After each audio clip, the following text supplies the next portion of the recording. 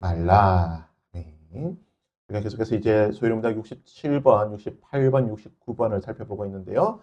67번 6계명이 무엇입니까? 여섯 번째 계명은 살인하지 말라.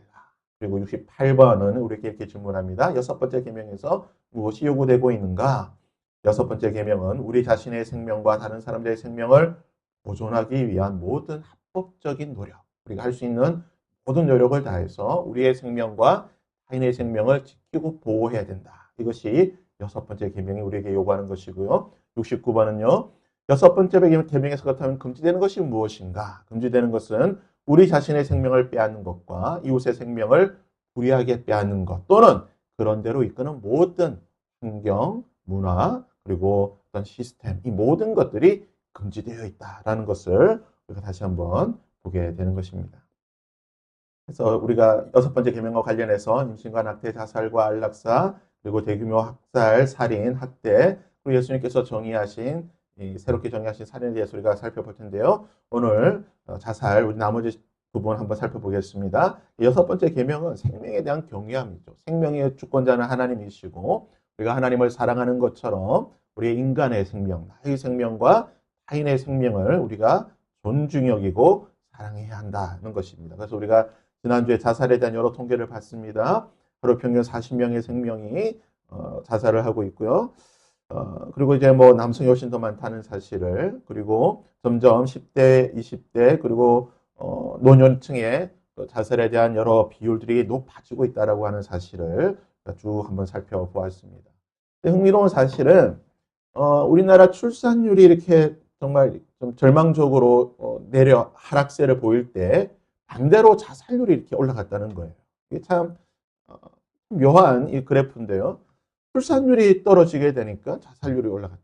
이 치열한 경쟁 사회 가운데에 결혼과 그리고 출산을 포기하는 대신, 그리고 너무나 경쟁이 치열하다 보니까 이 세상을 사는 것을 포기하게 되는 참 역설적인 그런 그래프를 우리나라에서 보게 된다는 것입니다.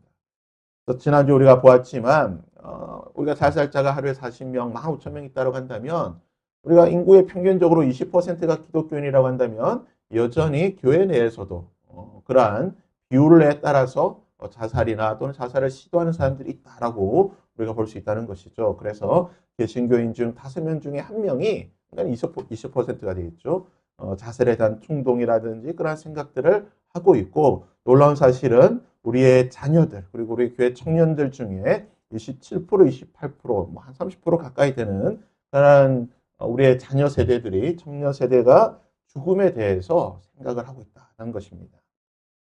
우리가 자살을 생각하게 되면 가장 먼저 우리 기독교인을 생각하게 되는 것이, 자살을 하게 되면 지옥을 가는가, 자살을 하게 되면 구원받지 못하는가, 우리가 이 문제에 대해서 좀 많이 고민을 하고 생각을 하게 되는데, 우리가 지난주에 쭉 살펴보았죠.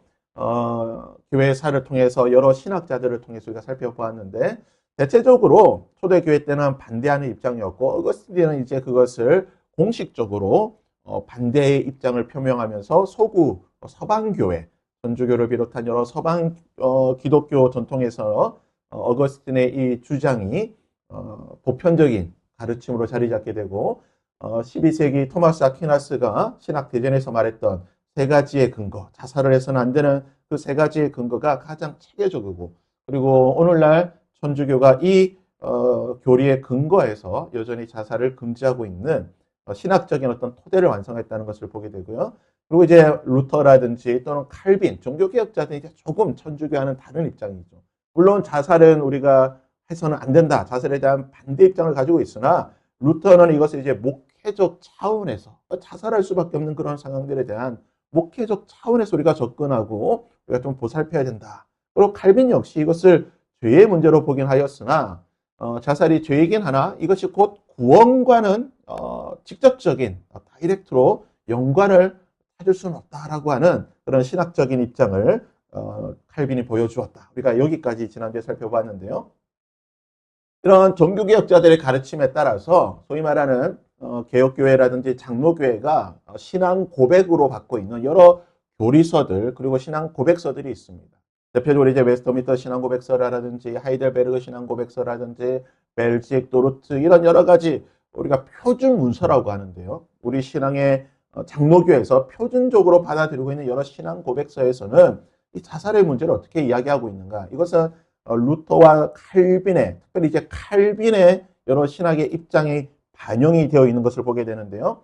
웨스트민스터 신앙고백서 제16장은 선행은 하나님의 계명에 근거합니다. 그래서 자신의 생명을 해하는 것은 선행이 아니기 때문에 자살은 선행일 수가 없고 하나님의 계명에 반하는 것이다. 즉 죄라고 하는 사실을 이야기하고 있고요. 그리고 이제 17장 성도의 견인에서 참된 성도, 즉 하나님께서 구원하신 성도는 하나님께서 끝까지 구원의 뭐라고 할까요?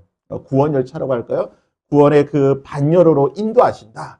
따라서 자살이라고 하는 것은 죄일 수는 있으나 우리의 구원을 자동으로 취소시킬 만큼 그런 치명적인 어떤 그러한 뭐라고 할까요? 죄라고는 볼 수 없다라고 하는 그런 오늘날 개혁교회가 취하는 입장의 해석의 토대를 이 웨스트민스터 신앙고백서에서 이야기를 하고 있는 것입니다. 그래서 웨스트민스터 신앙고백서는 자살은 죄이며 하나님의 법을 어김이긴 하지만 단일죄, 즉 자살이라고 하는 그 죄 하나만으로 구원이 기계적으로는 취소되지 않는다. 구원이라고 하는 것은 하나님의 주권 아래에 있기 때문에 비록 자살했다 할지라도 구원에 받을 수는 있다. 구원의 여지에 대한 것들을 인정하고 있다는 것을 보게 됩니다.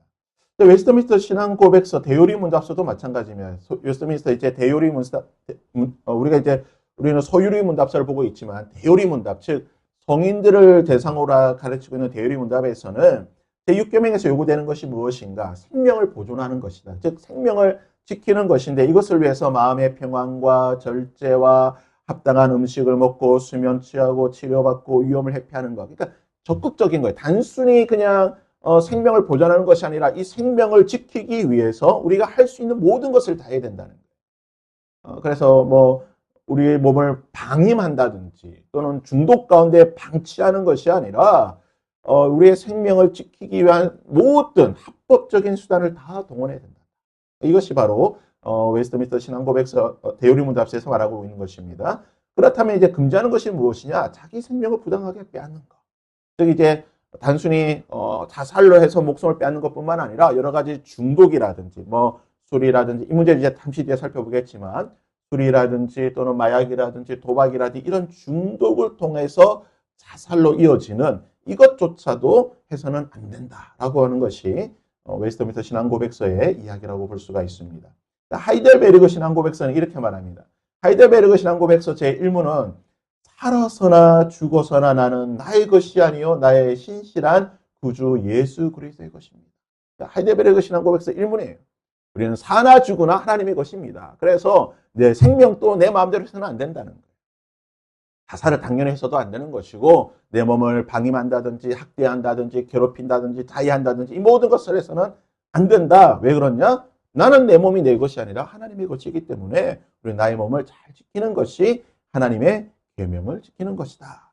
105문에서는요. 하나님은 미움, 분노, 복수심도 금하셨지만 자기 자신을 해치는 것까지도 하나님은 금하시고 계시다. 그러니까 자신을 자살하고 괴롭히고 학대하는 것도 하나님은 금하고 계시다라고 이야기하고 있습니다. 벨직 신앙고백서는 이렇게 말합니다. 제12조 창조에서 하나님은 인간을 선하게 창조하셨습니다. 선하게 창조하셨고 하나님은 모든 것을 다스리시지만 죄로 인해 인간의 본성이 왜곡되었고 이 죄로 인해서 사람이 여러 가지 환경 가운데 노출이 되다 보면 선하게 창조된 인간이 악한 일로 말미암아 파괴되고 파괴적인 결과에 이를 수 있다라고 하는 것이 벨직 신앙고백서입니다. 벨직 신앙고백서는 자살에 대해서 직접 언급하고 있지는 않지만 생명은 하나님의 가장 귀한 선물이고 타락한 인간은 이 하나님의 선물을 파괴하려고 하는 본성을 가졌기 때문에 생명을 파괴하려고 하는 것이 타락한 죄된 인간의 본성이다라고 하는 것이 벨직 신앙고백서입니다. 마지막 이제 도르트 신앙고백서는 이렇게 말합니다. 도르트 신앙고백서는 신조는 성도의 견인에 대해서 말하는데요. 참된 신자는 심각한 죄에 빠질 수 있으나 하나님은 끝내 버리지 않으십니다. 그러니까 심각한 죄, 즉 자살이라고 하는 그 심각한 죄에 빠질 수는 있겠지만 그렇다고 해서 그것 때문에 참된 신자, 즉 하나님께서 인치시고 구원하시기로 작정하신 하나님의 사람은 하나님은 끝내 버리지 않으십니다. 그래서 개육주의 안에서는 이 자살 문제를 다룰 때 이 도르트 신조를 자주 언급하게 됩니다. 자살은 심각한 죄이나 하나님의 택하심과 은혜는 인간의 마지막 행위보다 큽니다. 따라서 개인의 구원을 인정할 수는 없다. 그래서 저는 이 도르트 신조라든지 여러 신앙 고백서에 따라서 저도 동일하게 생각합니다. 물론 자살이라고 하는 것이 심각한 죄이고 공동체 가운데 큰 어려움과 아픔을 줄 수는 있지만 그렇다고 자살했다라고 해서 목회자가 자살했으니까 뭐 장례를 집리할 수 없다 또는 뭐 목회자가 가서 뭐 할 수 없다 이렇게 하는 것은 너무 과도한 조사라고 생각합니다. 왜냐하면 이런 도르트 신도라든지 여러 우리가 신앙 고백서에서 이미 자살과 구원과는 큰 연관이 없다라고 이미 이야기하고 있기 때문에 오히려 목회적 차원에서 남아있는 유족들을 우리가 보살피고 그들이 받았던 그 큰 아픔과 상처를 목회적, 목양적으로 우리가 좀 케어하는 것이 오히려 목회자로서 바람직한 태도가 아닌가. 적극적으로 그런 뭐라고 할까요? 그런 현장들을 우리가 찾아가면서 목회자들이 좀 더 전향적으로 우리가 좀 입장을 가져야 되지 않나라고 생각을 하게 됩니다. 결론입니다. 개혁주의 그리고 종교 개혁가들의 전통은요. 자살은 분명히 죄입니다. 이것은 부정할 수 없는 거예요. 육계명을 위반했기 때문에 분명히 죄입니다. 하지만 구원의 최종 판단은 하나님께 있고 교회는 책임을 묻기보다는 그러니까 교회 책임은 어떤 가서 정죄하는 것보다는 우리가 돌보고 남아있는 자들을 돌보고 그들이 소위 말하는 뭐라고 하죠? 자살을 한 충격으로 인해서 남아있는 자들이 따라서 자살하지 아니하도록 교회가 좀 보살피고 케어하는 것이 더 필요하다라고 볼 수가 있습니다. 그래서 시대별로 조금 자살에 대한 관점이 바뀌게 있죠. 초대교회나 중세는 정죄를 하였지만 종교개혁가들은 조금 더 전향적인 입장을 가지게 되고 오늘날은 물론 자살은 반대지만 정죄 중심에서 치유 중심으로 우리의 입장이 좀 전향이 되었다라는 것을 보게 됩니다. 자, 그렇다면 지금까지는 이제 뭐 교회 전통 속에서 또는 종교 개혁가들의 그 생각들 속에서 우리가 자살에 대한 육계명에 대한 가르침을 살펴보았지만 성경 속에도 보면요 자살이라든지 또는 자살을 시도했던 경우들이 있습니다. 그 케이스를 좀 보면서 성경에서는 과연 무엇이라고 말하는가 한번 보도록 하겠습니다.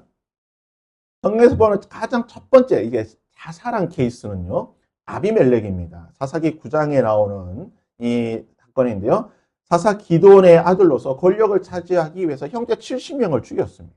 자기가 왕이 되기 위해서 왕이 되고 싶어서 형제 70명을 죽였지만 반란이 일어나게 되고 이 반란을 피해서 도망가던 중에 망대 위에 있던 한 여인이 맷돌을 던지게 되는데 그 맷돌에 머리에 맞아 중상을 입게 됩니다. 그래서 여인의 손에 죽는 것이 수치스럽다고 해서 옆에 무기든 청년에게 나를 죽이라고 명령하고 어떻게 보면 이제 직접적인 자살은 아니지만 간접, 속삭 자살이라고 하죠. 어떤 간접적인 자살을 했던 첫 번째 케이스가 바로 기드온의 아들이었던 아비멜렉의 경우에서 볼 수가 있습니다. 두 번째는 이제 삼손입니다. 이 삼손의 경우가 굉장히 신학자들에게 초대교회 때부터 지금까지 여전히 좀 논란이 있는 케이스인데요. 사사기 16장에 나오죠. 우리가 잘 알고 있는 것처럼 삼손이 드릴라의 깹이 빠져서 머리가 다 잘리고 난 뒤에 머리털이 다 잘리고 난 뒤에 그 다곤 신전에서 이렇게 노예처럼 지내고 있다가 블레셋 사람들의 놀이개로 전락했죠. 머리가 이제 점점 자랐을 때에 마지막 하나님께 기도합니다. 하나님 나에게 힘을 주시옵소서. 했을 때 하나님께서 힘을 주시고 그 기둥을 움켜잡고 쓰러뜨려서 그 신전을 떠받들고 있던 그 3,000명의 사람들과 함께 깔려 죽습니다. 그러니까 삼손의 경우는 아니 이것을 우리가 자살로 봐야 되는가? 아니면 희생적인 죽음. 이제 보통 이렇게 표현을 많이 하는데요. 희생적인 어떤 순교적 성격이 있는 희생적인 죽음으로 봐야 되는가? 여러분 어떻습니까?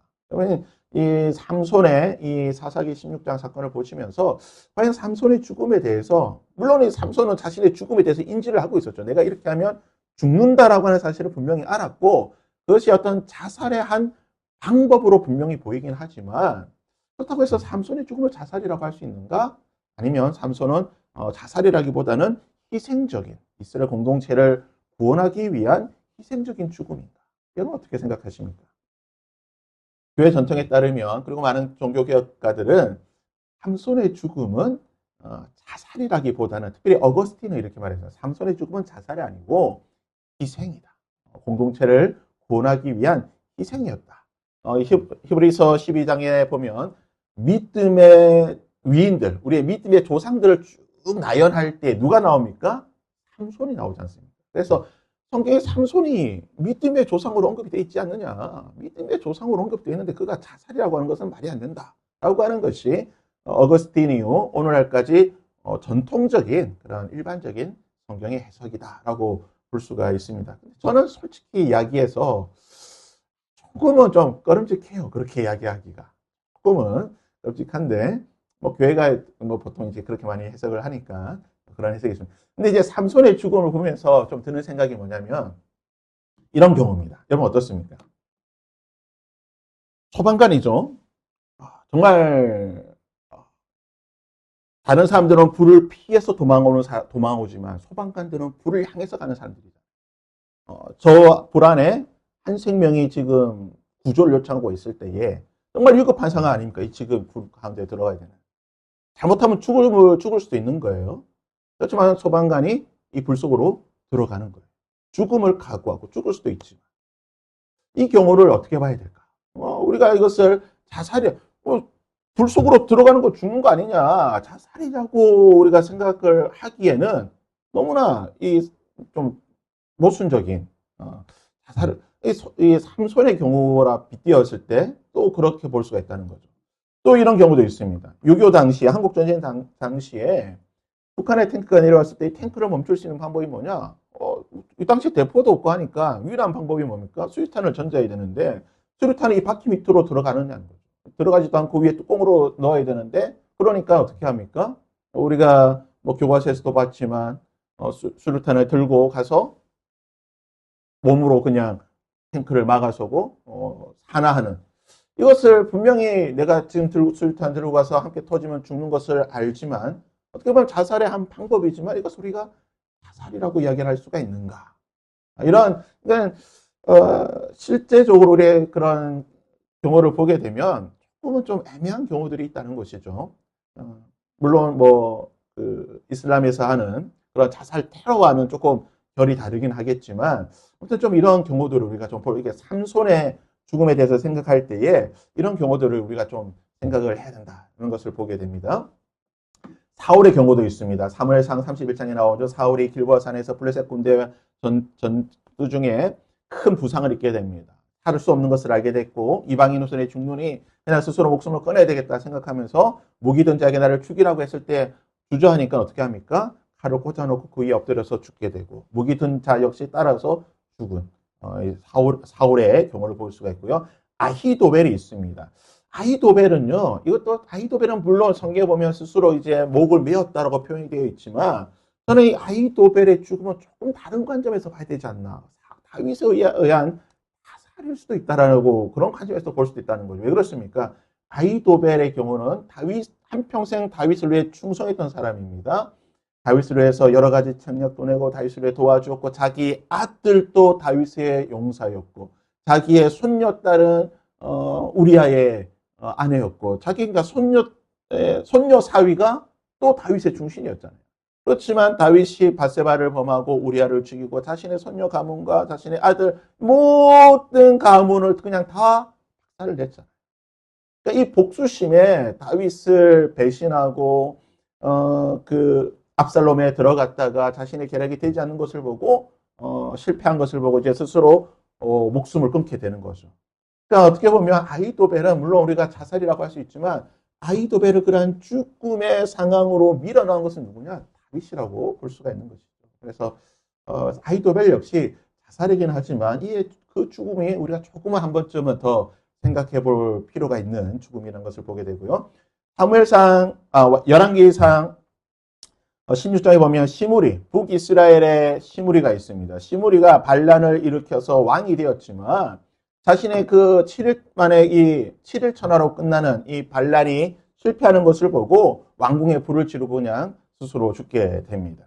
마지막 케이스죠. 이제 가룟 유다가 있습니다. 마태복음 27장에 보면 예수님을 팔았던 가룟 유다가 자신의 이 죄를 깨닫게 되고 스스로 목숨을 끊게 되는 장면이 나옵니다. 그래서 성경을 보게 되면 대략 한 6가지 케이스, 그러니까 스스로 목숨을 끊었다고 하는 케이스를 볼 수가 있고 자살을 시도한 케이스도 의외로 많습니다. 성경에 보면 대표적으로 이제 욥을 볼 수가 있는데요. 욥기 3장, 6장, 7장에 보면 욥이 모든 재산을 잃고 자녀를 잃어버리고 온몸에 끔찍한 피부병, 뭐 이제 아토피랄까요? 그런 뭐 건선 이런 아주 피부병으로 고생할 때에 이유를 알 수 없는 이 고난 앞에서 욥이 뭐라고 말합니까? 그 욥은 자살은 하지 않았지만 자신이 태어난 날을 저주하며 어찌하여 내가 태에서 죽어 나오지 아니하였던가? 이러한 자는 죽기를 바라도 오지 아니하니 땅을 파고 숨긴 보배를 찾은 보다 죽음을 구하는 것이 더하다. 그러니까 차마 죽지는 못하겠고 정말 죽고는 싶은 정말 어떻게 보면 삶과 죽음이 종이 한 장의 그 찰나에 있는 것이 바로 욥의 모습이죠. 욥을 보면 정말 욥이 만약에 자살을 했다 하더라도 욥을 우리가 욥에 대해서 어떻게 비난할 수가 없죠. 욥이라고 한다면 욥이 자살 안 하는 게 오히려 더 이상할 만큼 욥은 정말 극심한 고난 가운데 있는 것을 보게 됩니다. 모세도요, 신명기 11장에 보시면 이스라엘 백성들을 광야로 이끌어가다가 백성들이 곡이 없어서 불평하고 원망하고 끊임없이 불평하고 원망할 때에 모세가 하나님 앞에 뭐라고 말합니까? 주께서 내게 이같이 하실진대 구하옵나니 내게 은혜를 베푸사 즉시 나를 죽여 내가 고난당함을 내가 보지 않게 하옵소서. 하나님 나 죽여 주옵소서. 저 지금 이 이스라엘 백성들 도저히 제가 못 데리고 다니겠습니다. 차라리 내가 그냥 죽는 게 낫겠습니다. 저 맨날 불평하고 원망하고 나한테 짜증내고 나한테 돌 던진다 그러고 하나님 내가 못 살겠습니다. 그냥 내가 죽어버리겠습니다. 하나님 그냥 날 죽여주십시오. 내가 차마 죽지는 못하겠고 하나님 그냥 나를 좀 죽여주십시오. 라고 모세가 이야기를 했던 것이죠. 엘리야의 경우도 볼 수가 있습니다. 열왕기상 19장 4절에 보면 엘리야가 큰 승리를 거두게 되죠. 바알과 세라 선지자와 큰 승리를 거두고 난 뒤에 이세벨이 죽여버리겠다. 내가 엘리야를 죽이지 아니하면 내가 어떤 일도 하지 않겠다고 협박하게 되자 엘리야가 도망칩니다. 도망치고 로뎀 나무 아래에 앉아서 뭐라고 말합니까? 이렇게 말하고 있죠. 여호와여 넉넉하오니 지금 내 생명을 거두시옵소서. 나는 내 조상들보다 낫지 않냐. 큰 영적인 그러한 승리를 거두었지만 큰 두려움 가운데에 극심한 영적인 우울증에 빠지게 되니까 하나님 이제 나 좀 죽여주십시오. 내가 이제 할 만큼 다 하지 않았습니까? 이제 할 일 다 한 것 같으니까 하나님 좀 나를 죽여달라고 이야기했던 것을 보게 됩니다. 요나도 마찬가지입니다. 요나 4장 3절과 8절에 보면 요나가 니느웨 성의 그 멸망을 선포했다가 하나님께서 니느웨를 용서하시는 것을 보고 박농쿨을 그 산에 올라가서 저 성이 망하는가 안 망하는가 보고 있을 때 하나님께서 박농쿨을 이렇게 살아게 하시죠. 그 밑에 딱 있다가 박농쿨 아래에서 더위를 피하고 있는데 박농쿨이 벌레를 먹어서 다 없어지고 나니까 뭐라고 말합니까? 여호와여 원하건대 이제 내 생명을 거두어 가소서. 사는 것보다 죽는 것이 내게 나옵니다. 하나님 내가 하나님 말씀대로 했더니 저 사람들 다 살려주고 우리 원수들 다 살려주고 그나마 하나님 내가 조금 그 근을 피해가지고 조금 안락함을 누리려고 하는데 이것도 하나님 뺏어가시니 그냥 나를 죽여주시옵소서. 요나서 1장에 보면요. 또 보면 요나가 스스로 죽으려고 하죠. 마치 그 심청이처럼 임당수에 빠진 심청이처럼 폭풍우를 잠잠케 하려면 나를 던져라. 스스로 자살을 하려고 한 듯한 요나님이 2번이나 이런 것들을 볼 수가 있습니다. 예레미야도 예레미야 20장에 보면 예레미야는 눈물의 선지자라고 불리는 만큼 항상 눈물과 슬픔과 그런 삶을 살았는데요. 예레미야 20장에서 이렇게 말하죠. 내 생일이 저주를 받았더라면 나의 어머니가 나를 낳아주던 날에 복을 받지 못해. 그러니까 나는 태어나지 않았으면 좋겠다. 그냥 어머니 태에서 죽었으면 좋았는데 어찌하여 내가 태에서 나와 고생과 슬픔을 보며 나를 부끄러움으로 보내는 거. 차라리 그냥 내가 태어나지 않고 죽었으면 좋겠다. 여러분 근데요. 이런 표현들 빌립보 마지막으로 이제 빌립보 간수가 이러죠. 그 바울이 빌립보 감옥에 갇혔을 때에 그 옥문이 열리고 다 도망가는가 싶어가지고 간수들이 스스로 죽으려고 할 때에 바울이 우리 도망가지 않았으니까 죽지 마라라고 이야기하는 것을 보게 됩니다. 그냥 우리 계속 보게 되면요. 이런 표현들이 우리는 그냥 이 사람이 그냥 어떤 믿음의 사람이니까 성경적인 표현을 이렇게 생각하게 되지만 여러분 그렇지 않습니다. 실제적으로 이 사람들은 다 죽고 싶었던 거예요. 정말 할 수만 있었다라고 하면 이 사람 죽었을 거예요. 예레미야도 그렇고 모세도 그렇고 욥도 그렇고 정말 극심한 정말 그냥 딱딱 한번 생각 잘못해버리면 죽을 수 있는 그런 상황의 사람들이 바로 이런 경우였다는 것이죠. 그래서 성경에 나오는 보면 자살자들의 특징은 우리 아까 보았던 6가지 경우는요. 대부분 심판과 수치와 배신과 탐욕과 관련돼서 생을 마감했습니다. 그러니까 하나님의 뜻에 따라서가 아니라 극한 상황에 이르자 스스로 목숨을 끊었던 경우가 대부분입니다. 하지만 자살을 시도하고자 했던 그런 자살의 마음을 가지고 있던 사람들에 대해서 하나님께서는 어떻게 말씀하십니까? 자살자를 성경은 영으로 묘사하지 않습니다. 죽고 싶다는 감정 자체가 믿음이 없는 증거가 아니었어요. 여러분 엘리야나 욥이나 모세가 얼마나 믿음의 사람입니까? 믿음의 사람이었지만 영적 우울증에 빠질 수도 있고 자살의 유혹에 빠질 수도 있다는 거예요. 여러분 우리가 자신해서 안 됩니다. 여러분이 욥보다 믿음이 좋습니까? 여러분이 모세보다 믿음이 좋습니까? 여러분이 엘리야보다 믿음이 낮습니까? 그렇다고 한다면 우리는 이 자살 문제에 대해서 자유할 수가 있어요. 하지만 나의 믿음이 모세보다 엘리야보다 낫지 않다고 한다면 우리 역시 이 자살, 우울증, 이 괴로움, 삶의 모든 문제로부터의 이 고난에 대해서 우리는 자유로울 수가 없습니다. 우리 역시 얼마든지 이 모세나 엘리야나 욥처럼 죽고 싶다라고 하는 생각을 얼마든지 할 수가 있는 것이고 자칫 한번 생각 잘못하면 우리도 목숨을 끊을 수도 있는 그런 상황에 빠질 수가 있다는 거예요. 하지만 하나님을 보십시오. 하나님께서는 이렇게 죽음에 대해서 생각했던 그런 믿음의 사람들을 하나님께서는 외면하지 않으셨어요. 엘리야에게는 먹을 것을 주시고요. 잠도 자라 그러시고 하나님께서는 모세의 그 소원을 말씀과 모세와 말씀하시고 또 이야기도 해주시고 그들이 겪고 있던 그런 현실적인 문제들을 하나님께서는 해결해 주심으로 더 이상 자살하지 않도록 하나님께서 막아주셨다는 겁니다. 그래서 성경은 엘리야, 모세, 욥과 같이 위대한 신앙인들이 우울증과 자살, 충동, 즉 죽음에 대한 갈망을 겪었을 때에 하나님께서는 그들을 믿음이 없다. 야, 믿음 없는. 야, 네가 믿음 있는 사람 그래 생각하면 되겠느냐라고 책망하지 않으시고 대신 어떻게 하십니까? 천사를 보내어 숯불에 구운 떡가물을 주셔서 충분한 휴식과 돌봄을 해주시고 모세에게는 그 짐을 나누어 줄 수 있는 70명의 장로를 세워주셔서 현실적인 문제를 해결할 수 있는 해결책들을 제시해 주시고 욥에게는 마침내 나타나셔서 욥이 하나님을 직접 배웠고 하나님과 대화함으로 그 모든 고난의 문제를 해결할 수 있도록 극심한 우울과 절망에 빠진 사람에게 하나님은 정죄가 아니라 영적, 육체적 회복과 위로를 허락해 주셨다는 거예요. 성경은 자살을 미워하지는 않지만 이게 중요합니다. 죽고 싶을 만큼 무너진 사람들을 하나님은 외면하지 않으십니다.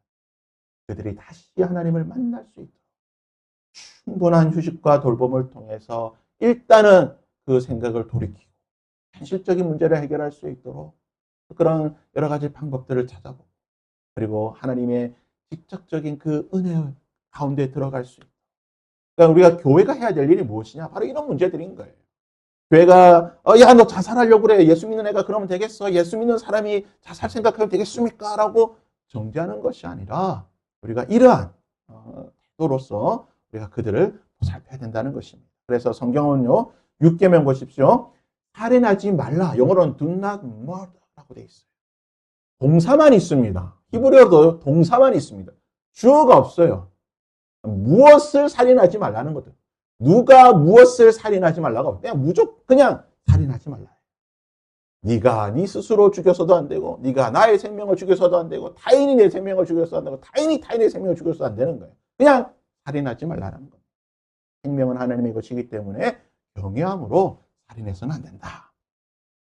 그리고 또 한 가지 좀 생각해 볼 것이 바로 이 이제 동반 자살 문제죠. 저는 이게 이렇게 표현하고 또 다른 낙태라고 표현하고 싶습니다. 우리가 지난번에 낙태에 대해서 살펴보았지만 이 동반 자살 문제가 얼마나 심각한 문제입니까? 우리나라 자살률이 높은데요. 놀라운 사실은 이 많은 자살들 가운데 동반 자살의 비율이 전 세계에서 제일 높습니다.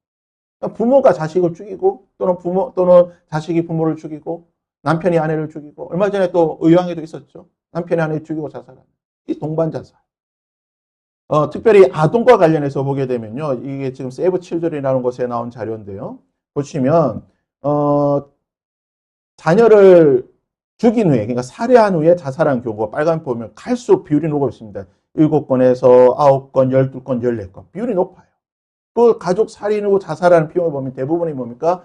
부모가 자녀를 죽이는 경우가 40%고, 배우자가 배우자를 죽이는 게 이제 16%. 배우자 자녀. 배우자가 배우자를 죽이는 게 24%. 그러니까 부모를, 자식이 부모를 죽이는. 뭐 이런, 그러니까 한 절반 정도는 부모가 자녀를 죽이는 이 끔찍한 일이 많이 일어나고 있다는 것입니다. 그래서 언론에서는요, 이제 더 이상 동반 자살이라는 표현을 쓰지 않습니다. 왜 그렇습니까? 명백한 살인이에요. 그래서 이 문제에 대해서는 우리가 아주 좀 단호한 입장을 가져야 됩니다. 우리가 좀 동정심을 가져서는 안 돼요. 이게 살인이죠. 낙태도 살인이지만 내가 내 자녀를 죽이고 내가 죽으면 우리 자녀 뭐 이 세상 어떻게 살아? 그걸 왜 본인이 걱정합니까? 하나님께서 하실 거예요. 본인이 자녀의 생명을 강제로 거두어가는 이 일에 대해서는 우리가 아주 단호한 입장을 좀 가져야 되는데, 그래서 언론에서 더 이상 동반 자살의 문제를 쓰지는 않는다라고 하는 것을 보게 됩니다. 이것만 이제 정리 한번 해볼게요. 자, 그러면 스스로 목숨을 끊는 것만 자살인가? 그러니까 우리가 소극적으로 생각했을 때에 내 목숨을 끊는 것 이것만 자살인가? 우리가 그 웨스트민스터 신앙고백서를 봤지만 대유리문답에 나오지만 생명을 보존하고 지키는 것도 자살을 방지하는 가장 중요한 일이라는 거예요. 그래서 여러분 이거 중요합니다. 스스로 학대, 자학하고 내 몸을 아끼지 않고 각종 중독에 빠지고 하나님이 주신 나의 몸을 지키지 않는 것, 소홀히 하는 모든 것이 뭡니까? 자살을 방조하는 거예요. 자살을 부추기는 행위도 있죠. 학교 폭력이라든지 또는 가정 폭력이라든지 여러 폭력 속에 노출이 되어서 자살을 부추기는, 이건 역시 뭡니까? 살인이라는 겁니다. 그래서 여러분 중독의 문제가 너무나 중요하죠. 술이라든지 마약이라든지 또는 뭐 도박이라든지 이런 것에 중독이 돼서 오늘날 중독돼서 자살된 사람 얼마나 많습니까? 도박에 중독돼서 목숨을 끊는 사람들 얼마나 많습니까? 그러니까 이런 중독을 나의 정신적인 건강, 나의 육체의 건강, 나의 심리적인 건강을 잘 지키는 것도 뭡니까? 살인하지 않는 거예요. 살하지 않는 거예요. 나의 심리적인, 나의 정서적인 건강도 잘 지켜야 되겠지만 누구의, 나의 자녀, 나의 가족, 내 지인, 나의 교회 공동체, 주변인들의 심리적인 마음의 상태를 잘 지켜주는 것도 살인하지 않는, 자살하지 않는 넓은 의미의 그러한 것이라는 것을 볼 수가 있습니다. 저는 자살과 관련해서 이 사진을 볼 때마다 너무나 가슴이 아팠습니다. 2011년 대구에 있었던 사건이죠. 학교 폭력에 3년 동안 시달렸던 이 중학생이 엘리베이터에서 마지막 찍힌 장면이에요. 자살하기 직전. 이 마지막 찍힌 장면. 엘리베이터에 그냥 이제 이 문이 열려서 나가면서 뛰어내리면 죽는 거예요. 마지막으로 엘리베이터 앞에 앉아가지고 눈물 훔치고 있는 이 아이의 모습. 학교 폭력에 3년 동안 친구들 그 괴롭힘에 3년 동안, 그러면 3년 동안 괴롭힘을 당하는 동안 이 아이가 이 마음이 얼마나 무너져 깨졌습니까? 또 안타까운 사실은 3년의 시간 동안 도대체 뭘 했냐는 거예요. 너무나 안타까운 사실이죠. 그래서 결국 이 아이가 스스로 7시간 뒤에 목숨을 끊게 되는 이 보면서 저는 정말 한국 사회가 또 교회 공동체가 정말 이런 부분에 대해서 자살을 방조하고 아이들을, 우리의 자녀들이나 또는 우리 청년들을 좀 자살로 몰아넣는 이런 환경들에 대해서 우리가 교회가 좀 더 관심을 가지고 좀 살펴야 되지 않나라는 생각을 하게 됩니다. 그래서 자살 커뮤니티에 빠진 10대들 너무나 많죠. 제가 뉴스를 보게 되니까요. 자살 커뮤니티가 얼마나 많습니까? 요즘, 그래서 여러분, 오늘 또 제가 이제 자료 찾다 검색을 하니까 이게 뭐 자살에 대해서 쭉쭉 쓰니까 제일 먼저 뭐가 나오냐면 자살하면 안 됩니다. 자살 뭐 이렇게 뭐 방지 전화번호 109번 알려주고 뭐 이렇게 상담센터 바로 띄워주더라고요. 제가 자살에 대해 여러 번 검색을 하니까. 자살에 대한 그런 커뮤니티 너무 많아요. 우리 자녀들, 요즘 보니까 자해 커뮤니티가 많다고 합니다. SNS에 자해 커뮤니티가 있어가지고요. 이렇게 올립니다. 이거 손목 끄는 거, 이게 인증해서 보여주고, 이거 얼마나 꺼야 될까요? 몇 번 꺼야 될까요? 이런 커뮤니티들, SNS, 뭐, 인스타그램, 뭐, 트위터, 이런 그때 우리 자녀들이 노출이 되어서 경쟁적으로 이 자해를 하는 부추기는 이런 것들을 보게 된다는 겁니다. 이런 오늘날 가장 배조 SNS를 통해서 이 자살이 너무나 쉽게 아이들이 노출이 되고 내가 죽기는 두려우니까 나를 죽여줄 수 있는 아까 봤던 동반 자살이라 이런 것들을 SNS에서 구해서 자살하는 경우가 너무나 많이 본다. 그래서 이런 부분을 또 우리가 좀 아주 교회가 좀 주의 깊게 살펴야 되는 거고요. 그래서 통계에 따르면 자살자의 95%는 신호를 보낸다고 합니다. 자살하기 전에 몇 번씩 보냅니다. 그렇지만 놀라운 사실은요, 가족의 81%가 그 신호를 못 알아챈다는 거예요. 또 죽음에 대해 여러 가지 영적 쓴다는 거죠. 내가 먼저 갈 테니 건강하게 잘 살아. 허리가 천국은 어떤 것일까? 좀 있으면 어떻게 하면 죽을 수 있을까? 이런 표현들을 계속 한다는 거죠. 그리고 신체적인 변화가 있습니다. 행동의 변화가 있습니다. 예를 들어서 백발의 노인이 갑자기 염색을 한다든지 이런 여러 가지 어떤 변화들이 나타날 때에 그런 것들을 잘 살펴봐야 한다는 거죠. 그래서 자살하지 않도록 포기하지 않도록 해야 되는데 보십니까? 사랑으로 안부를 묻다. 신천지에서 이런 거 합니다. 이거 교회 반성해야 됩니다. 신천지도 지금 9월 10일 세계 자살 예방의 날에 사랑으로 안부를 물으며 우리가 자살하지 맙시다고 하는데 도대체 교회는 뭐 하는지 모르겠어요. 반성해야 됩니다. 남은 1분 동안 제가 마지막으로 이거 할 텐데요. 노라조라고 하는 가수가 있습니다. 노라조, 약간 좀 B급 감성의 노래를 부르는 이 노라조라는 그룹이 있는데 이 그룹에 불렀던 노래 중에 형이라고 하는 노래가 있어요. 이 노래가 2020년 코로나 요 시기에 이제 나왔는데 지금 조회수가 거의 1900만이 됐죠. 이 노래 보시면 밑에 댓글이 제일 많이 댓글이 달린 댓글이 이겁니다. 5년 전에 사기 당해서 죽고 싶어서 차에서 멍하니 있다가 라디오에서 우연히 듣고 현장에서 울고 마음 잡고 살아가고 다음 달이면 전부 비청산합니다. 그래서 인터넷에 자살 방지 곡으로 이 노래가 제일 유명합니다. 이 노래 가사가 이런 가사가 있습니다. 가사를 쭉 적어왔는데요. 삶이란 시련과 같은 말이야. 고개를 좀 들어 어깨를 펴 짜샤. 형도 그랬단다. 죽고 싶었지만 견뎌보니 괜찮더라. 마음껏 울어라. 억지로 버텨라. 내일은 내일의 해가 뜰 테니 바람이 널 흔들고 소나기 널 적셔도 살아야 아깝지 않겠니?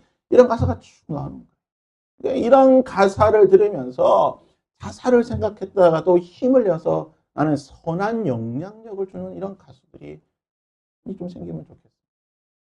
참 그래도 감사한 것은 악동 뮤지션이라고 하는 악뮤라고 아시죠? 악뮤가 요번에 앨범을 냈습니다. 그래서 지금 아주 유명한 그 앨범인데요. 소문의 나군이라는 그 노래가 있습니다. 저도 지금 몇 번 들었는데 이 소문의 나군이라는 요 가사가 있어요. 이 첫 가사입니다. 잠깐 앉아요. 따뜻한 스프와 고기가 있어요. 지친 나그네요. 이게 참 말을 되면 이게 노래상으로 보면 지친 나그네 가사는 나그네인데 잘 들어보면 지친 나 그대요. 지친 나요. 그러니까 타인을 이야기한 게 아니라 나 자신에게 한 이야기예요. 지친 나그네요. 도시에선 절대 알 수 없는 게 있죠. TV에선 절대 볼 수 없는 게 있죠. 소문에 나곤 누군가 비웃으면 난 더 힘내요. 소문에 나곤 물집을 터뜨리고 붕대를 감아요. 떠나야지만 알 수 있는 것이 있죠. 지치고 병든 그대여 외톨이 나 그대여 당신의 불치병은 그곳에 존재할 수가 없어요. 그러니까 힘을 내라는 거예요. 좀 따뜻한 고기도 먹고 하시면서 이 가사가 왜 나왔냐면 이 악뮤의 한 멤버였던 이수연이 아주 극심한 우울증과 거의 그 외톨이 생활 2년의 시간을 바라보면서 그 오빠가 이 동생을 여기서 건져내겠다는 그런 마음으로 이 노래를 지었던 거예요. 이 노래도 마찬가지입니다. 지금 나온 지 한 달 정도밖에 안 됐지만 벌써 한 1200만 조회가 되면서 많은 사람들이 좀 다시 살아야 되겠다라고 힘을 얻게 되는 것을 보게 됩니다. 그래서 좀 우리 크리스찬들 중에 좀 영향력 있는 크리스찬들이 좀 많이 나왔으면 좋겠어요. 가사를 쓰더라도 노래를 하더라도 연기를 하더라도 소설을 쓰더라도 좀 이런 좀 좋은 것들 좀 생명을 살리고 살 수 있다 좀 희망을 가져라 한번 해보자 이런 가사를 써야지 넌 안 돼 죽어 이런 쓰레기 같은 가사 써가지고 하면 안 된다는 거예요. 우리가 지난주에도 기도했지만 좀 믿음의 크리스찬들이 영향력을 줄 수 있는 크리스찬들이 많이 일어날 수 있도록 방송계에, 문화계에, 엔터계에 많이 생겨날 수 있도록. 그래서 결론입니다. 잠언 4장 23절 이렇게 말합니다. 무릇 지킬 만한 것보다 뭘 지키라고요? 더욱 내 마음을 지키라. 생명의 근원이 이에서 납니다. 마음을 지키면 산다는 거예요. 마음을 잃어버리니까 죽고자 하는 마음이 생기니까 죽는 거예요. 살고자 하는 마음이 있으면 살 수가 있는 겁니다. 이 마음을 지키는 것이 가장 중요한 거예요. 이 마음을 어떻게 지킵니까? 하나님의 말씀으로 지켜야 되는 거죠. 예수 그리스도의 보혈로 지켜야 됩니다. 십자가로 지켜야 됩니다. 그리고 무엇으로 지켜야 됩니까? 우리의 손으로 지켜야 됩니다. 우리의 서로의 사랑의 손으로 서로를 지켜주고 서로를 격려하고 서로를 위로하고 교회가 이런 일을 해야 되는 겁니다. 이런 일을 해서 이 땅 가운데 정말 좀 수치스러운 거 아닙니까? 우리나라에 전 세계 자살할 일이 15,000명이 죽는 게 말이 됩니까? 한국교회가 세계에서 가장 선교사 많이 파송한다는 한국교회가 정작 한국 땅에서 전 세계에서 제일 많이 자살하고 있는 이 아이러니한 현실을 하나님께서 어떻게 우리를 책망하실지 우리가 다시 한번 생각하면서 무릇 지킬 만한 것보다 더욱 마음을 지켜서 아이의 마음을 지키고 우리의 자녀의 마음을 지키고 우리의 가족의 마음을 지키고 우리 공동체의 마음을 지켜서 생명을 지키는 공동체가 될 수 있게 주님의 이름으로 드립니다.